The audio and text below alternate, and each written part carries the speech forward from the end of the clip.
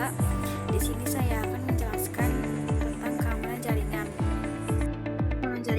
Keamanan jaringan adalah upaya untuk melindungi jaringan, komputer, dan data di dalamnya dari akses yang tidak sah, penggunaan yang tidak berwenang, pengungkapan informasi, modifikasi, gangguan, atau penghancuran. Sederhananya, keamanan jaringan adalah perisai yang melindungi data pribadi, informasi bisnis, dan sistem komputer Anda dari serangan cyber. Keamanan jaringan untuk menjaga kerahasiaan, integritas, dan ketersediaan data. Keamanan jaringan juga bertujuan untuk mencegah akses tidak sah, penyalahgunaan, atau kerusakan pada data jaringan. Salah satu untuk mengamankan jaringan adalah dengan cara menggunakan firewall.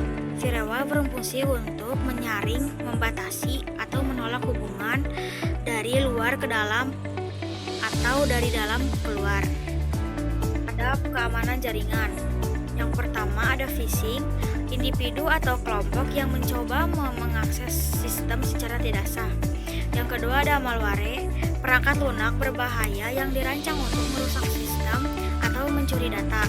Yang ketiga ada phishing, serangan yang menipu pengguna untuk memberikan informasi sensitif.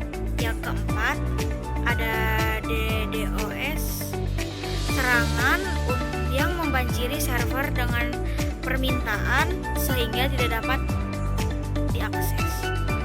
Contoh kasus yang pertama menggunakan identitas palsu. Calon korban terjebak dalam aktivitas phishing karena pelaku sering menggunakan identitas palsu. Mereka menyamar sebagai orang yang mempunyai jabatan penting di suatu perusahaan untuk membuat calon korban percaya dan masuk ke dalam perangkatnya. Bisa saja mereka menggunakan nama yang sama, tetapi nomor HP dan alamat email yang digunakan berbeda dari pemilik aslinya. Apabila calon korban meragukan kepercayaan pelaku phishing, mereka bisa mengarang cerita untuk menarik simpati. 2. Ada meminta informasi sensitif. Phishing dalam bentuk email atau website selalu berisi permintaan data sensitif seperti password, PIN, KTP atau CVV, kartu kredit, dan masa berlakunya. Faktanya, pihak bank atau finansial teknologi fintech tidak akan pernah meminta informasi PIN atau OTP untuk menyesuaikan masalah apapun. Yang ketiga, ada berisi tawaran menggiurkan. Pelaku phishing menggunakan berbagai cara agar korban terjebak ke dalam perangkapnya. Mereka bisa mengirimkan email berisi tawaran menggiurkan, contohnya memenangkan hadiah dalam jumlah yang fantastis.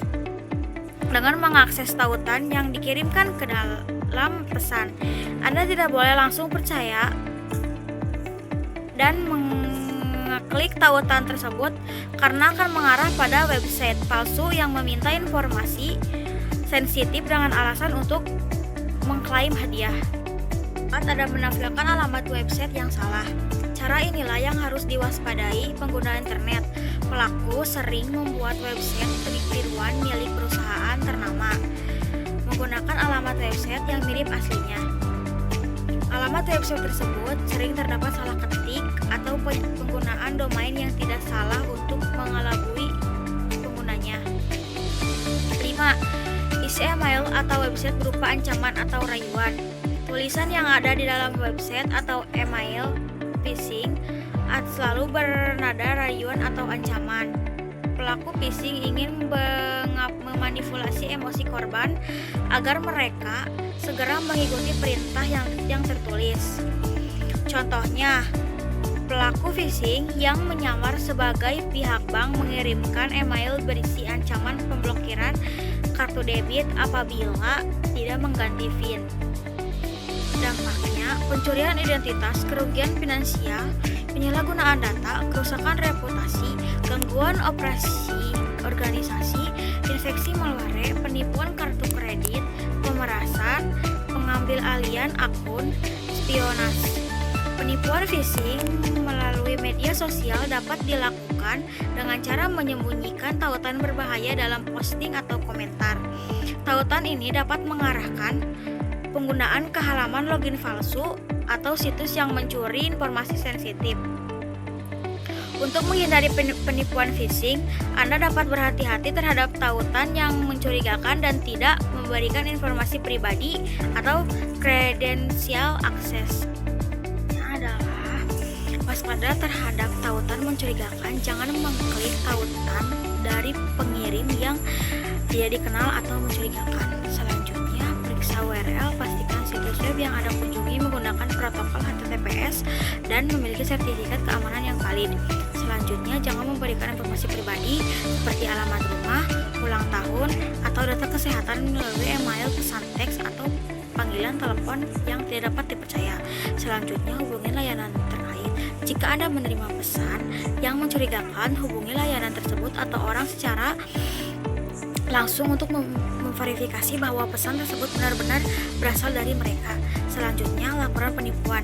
Jika Anda menemukan adanya indikasi penipuan online, segera laporkan nomor yang dicurigai melakukan penipuan. Yang selanjutnya, digunakan password yang kuat. Gunakan password kuat dan unik dengan terdiri dari kombinasi huruf, angka, dan karakter huruf khusus.